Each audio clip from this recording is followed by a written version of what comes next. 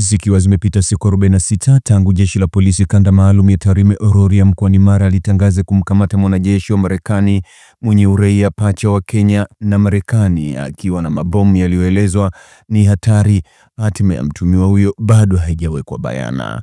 Kwa mujibu wa taarifa ya polisi iliyotolewa Novemba 16 mwaka 2025 na kunukuliwa na gazeti la Mwananchi, mtuhumiwa huyo Charles Onkuri Ongeta mwenye umri wa miaka 30 alikamatwa saa 6 mchana katika eneo la Sirari mpakani mwa Tanzania na Kenya, akitokea nchini Kenya kuingia Tanzania akiwa na mabomu aina ya CSM 68.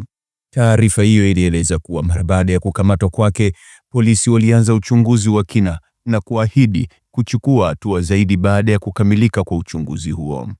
Kwa mujibu wa taarifa ya jeshi la polisi iliyotolewa Novemba 16 mwaka 2025, Ongeta alikamatwa saa 6 mchana katika eneo la Sirari mpakani mwa Tanzania na Kenya, akitokea Kenya akiwa na mabomu aina ya CSM 68. Polisi walisema mara baada ya kukamatwa kwake walianza uchunguzi wa kina na kuahidi kuchukua hatua zaidi baada ya kukamilika kwa uchunguzi huo. Hata hivyo, hadi sasa hakuna taarifa rasmi iliyotolewa kuhusu hatua zilizochukuliwa dhidi ya mtuhumiwa huyo. Kulingana na gazeti la Mwananchi, mnamo siku kadhaa gazeti hilo limemtafuta Kamanda Njera ili kupata maelezo kuhusu maendeleo ya uchunguzi huo, lakini simu zake zilizopigwa Desemba 20 mwaka 2025 na mara 2 Januari 2 mwaka 2026 hazikupokelewa.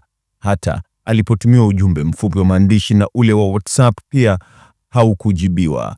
Hata hivyo, jitihada zingine za gazeti hilo la Mwananchi ziliendelea kwa kumtafuta msemaji wa jeshi la polisi David Misime kuzungumzia hilo, ambaye naye simu yake iliita bila kupokelewa.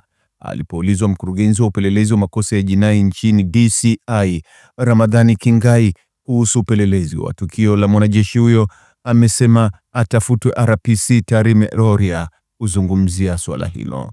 Alipoambiwa kuwa RPC simu haipokelewi, alisema aendelee kutafutwa. Taarifa za awali za polisi ziliashiria kuwa Ongeta, ambaye ni sajini wa jeshi la Marekani, alikuwa akisafiri kwa gari aina ya Toyota Land Cruiser lenye namba za usajili KDP 502Y akiwa na familia yake. Katika mahojiano ya awali, alidai familia yake ilikuwa inaelekea Shirati wilayani Rorya kumtembelea shangazi yake. Mtazamaji, ni yapi maoni yako kuhusiana na taarifa hii? Andika maoni yako katika sehemu ya ujumbe hapo chini.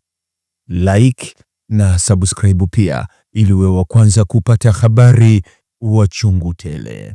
Hii ni Focus News. Jina langu ni Deo Kaji Makomba.